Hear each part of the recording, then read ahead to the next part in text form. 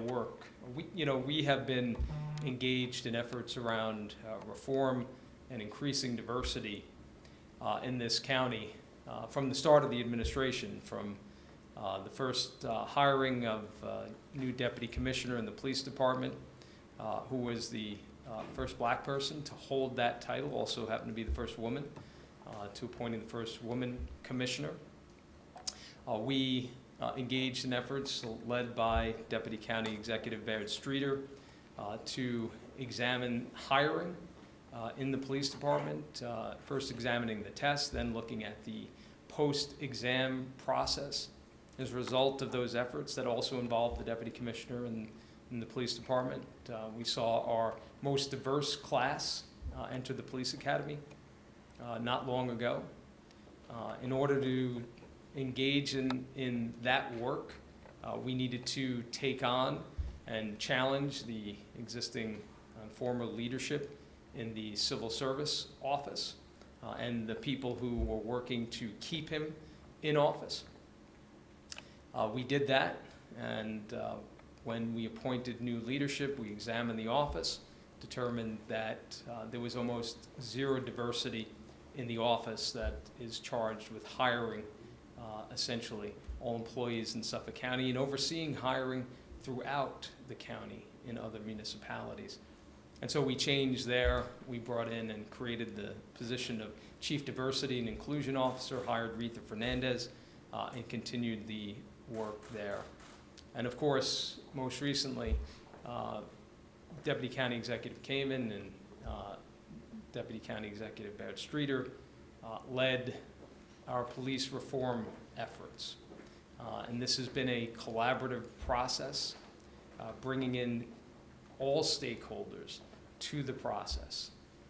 And it, in many ways, has been an extraordinary process, but I think the result of the work that they have done, bringing everyone together, has been to produce the most comprehensive reform plan of any suburban county in the state of New York. So my thanks to both deputy county executives for their leadership and their work on these critical issues for the county moving forward.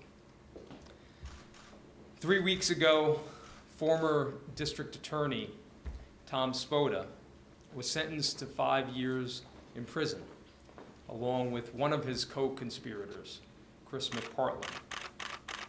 Back in 2016, I had called on him to resign from his office for running a criminal enterprise out of that office.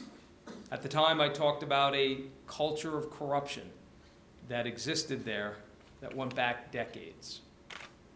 Today, I'm announcing a settlement in the Keith Bush case that highlights the cost of that corruption that we've witnessed and that we have battled against.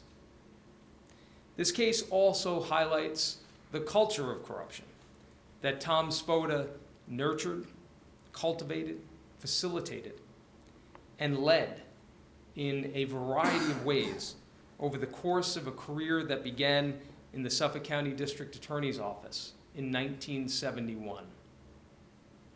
The Keith Bush case is not an isolated incident.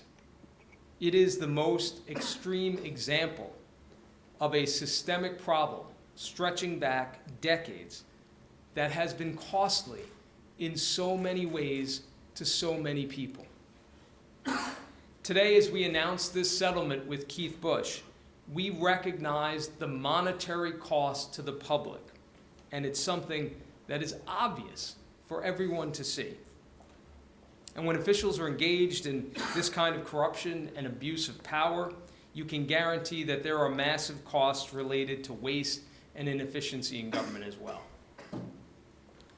I've talked about that issue repeatedly.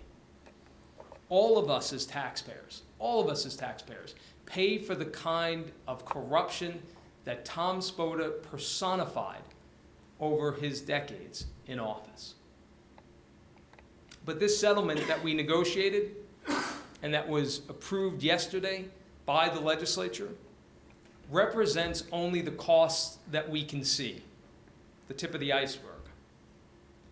There is a cost to every injustice that occurs, a moral cost, a cost to the individuals and to their families. Most of these impacts from corruption are beneath the surface and hard to discern. We don't get to see the devastation and despair of the people whose lives have been turned upside down. It's hard to calculate, maybe impossible, the full cost to communities, particularly communities of color, that are disproportionately impacted from this kind of corruption. Keith Bush was arrested back in 1975, 4 years after Tom Spota joined the district attorney's office. Spota was part of the tight-knit homicide bureau that prosecuted Bush. At the heart of this case, you have a prosecutor who fails to do his job, and beyond that, fails to do the just and moral thing. He fails to turn over evidence to the defense that could have exonerated Keith Bush in 1975. That prosecutor was Tom Spota's close friend and colleague in the Bureau and his future law partner, Gerard Sullivan. That failure to turn over what is called in criminal law Brady material, evidence that prosecutors acquire that is helpful to the defense, that failure is a gross violation of ethical and constitutional requirements.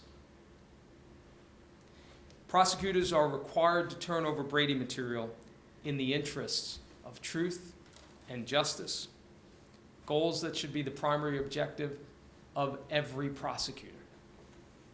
If you want to understand the depth and breadth of this culture of corruption that spans Spota's career in law enforcement, a good place to start is looking at how Brady material has been handled. More than 4 decades after prosecutors failed to turn over Brady material in the Keith Bush case, Tom Spota's office was cited multiple times for egregious Brady violations, most involving black male defendants. This is something that Newsday has reported on extensively. The violation of the Brady rule in the Keith Bush case was not an isolated incident. It was a cultural and systemic problem that had to be changed.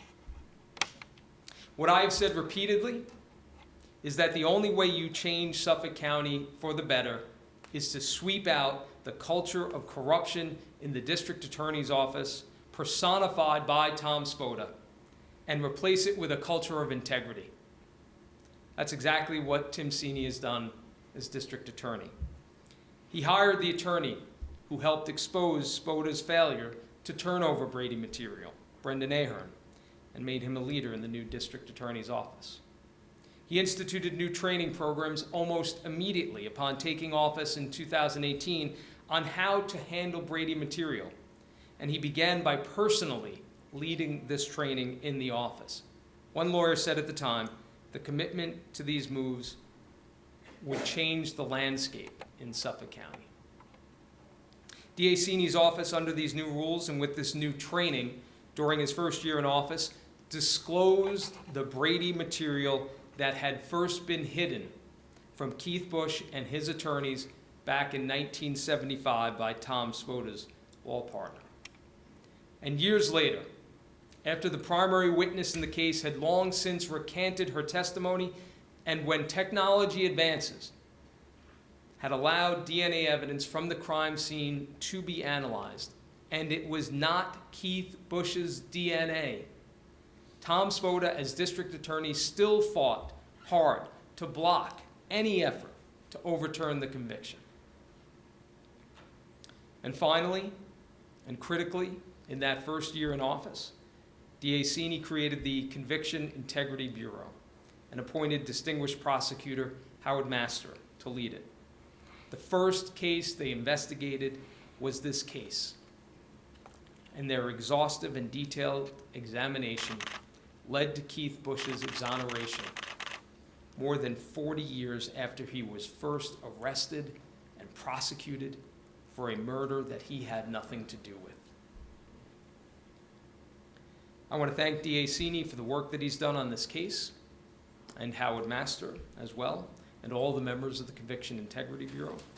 I also want to thank Adele Bernhardt from New York Law School's Innocence Project for her tireless work on this case and the advocacy work that she does. More broadly, I want to thank D.A. Cini not only for the work on this case, as important as it was, but for the structural changes that he's made to how the office handles Brady material, and for replacing a culture of corruption with a culture of integrity. The office has also become significantly more diverse, thanks to a commitment to recruiting talent from all communities. The most important person in this case, of course, is Keith Bush. Keith never stopped fighting to prove his innocence.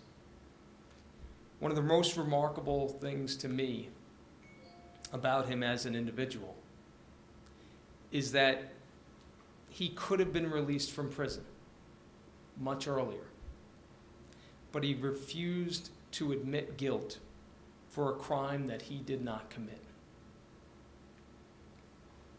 More than anyone else, he is responsible.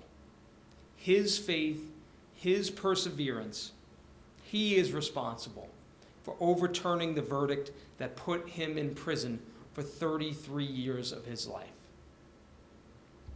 I spoke to Keith a couple of days ago for the first time. I will say publicly what I told him privately. As county executive, on behalf of the people of this county, I am so sorry for what you unjustly endured here. And while I know that this settlement and an apology from the county cannot possibly make up for what you lost, even with that knowledge, it is important, it is right, and it is just that we do this. I also said that we are committed to continuing the progress we have made in addressing the systemic abuses which led to his incarceration.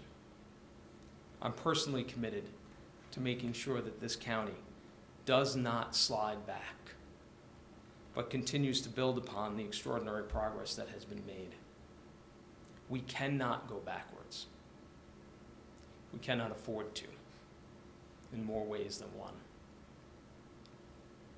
Before I turn it over to Deputy County Executive Barrett Streeter, who's going to read the statement from Keith Bush, I also want to just say that what cannot be forgotten in this case is that there was a murder victim here, Sharice Watson,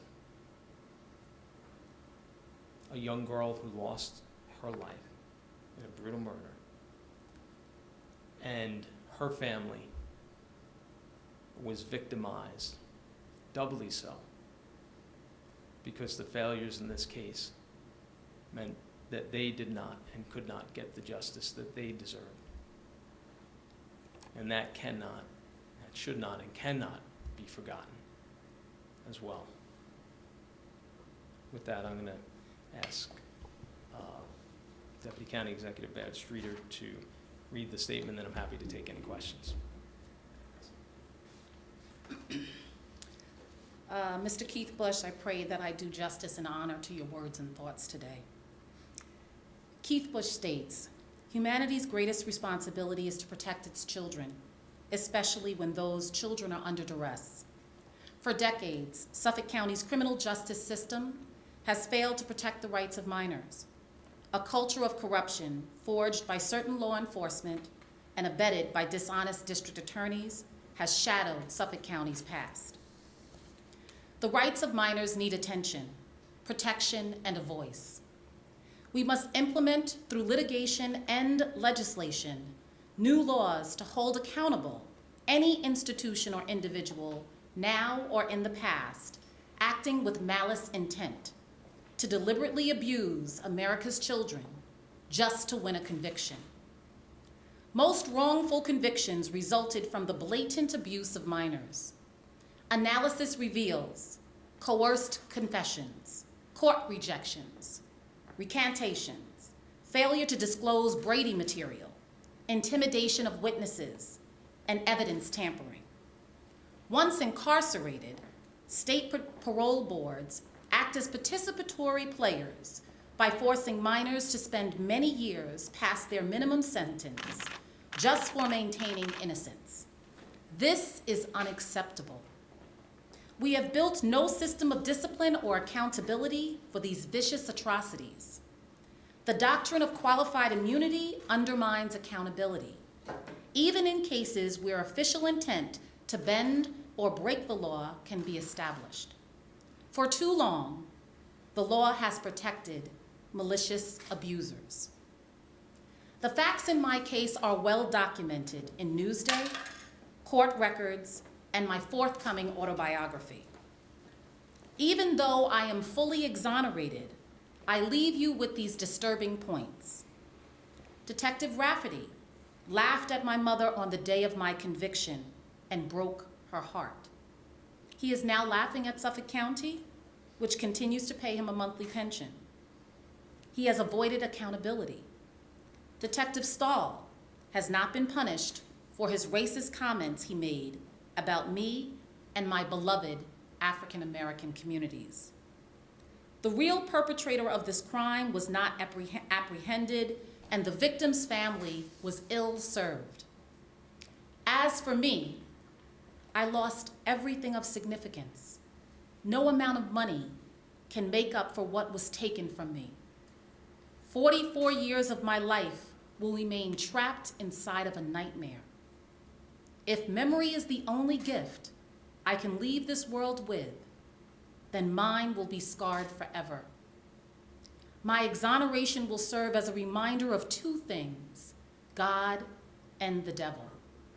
Despite the devil's acts inflicted upon me, God had sent me angels. To the following angels, I give my sincere thanks and appreciation for your goodwill. My parents, sisters, brothers, and those family members and friends who never doubted my innocence. My lawyer, Adele Bernhard, her students, expert witnesses, the law firm of Newfield, Scheck, and Brewston, Suffolk County District Attorney Tim Sini and his Conviction Integrity Unit, headed by Howard Master, County Executive Steve Bellone, for his personal apology on behalf of the wonderful people of Suffolk County who opened their hearts to justice, but most of all, to God for showing me the way. On behalf of Mr. Keith Bush, thank you.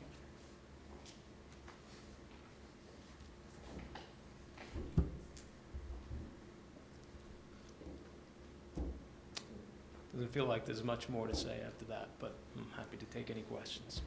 County Exec, the $16 million settlement, is that going to be bonded out? Is that the expectation that the taxpayer is going to pay for?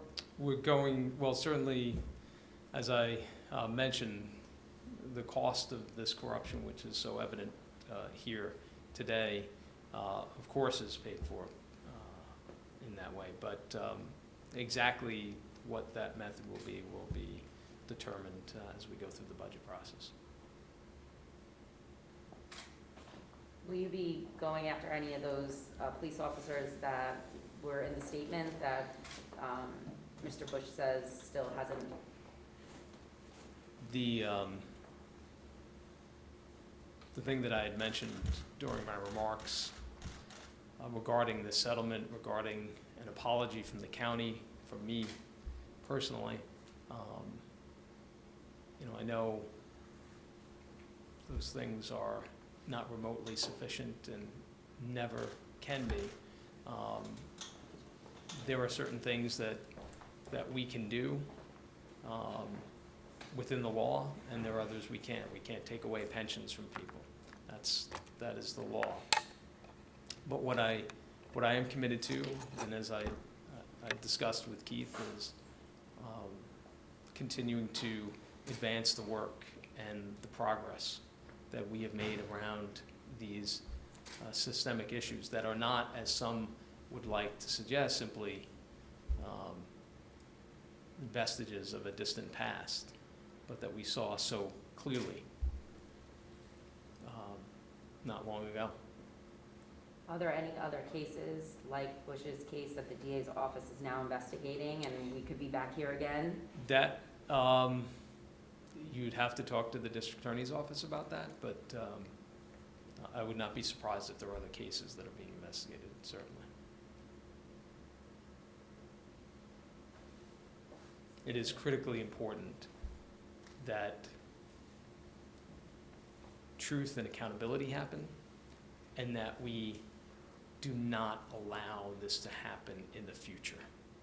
That's what this is about now. That is our most important work, and it's the work we've been doing.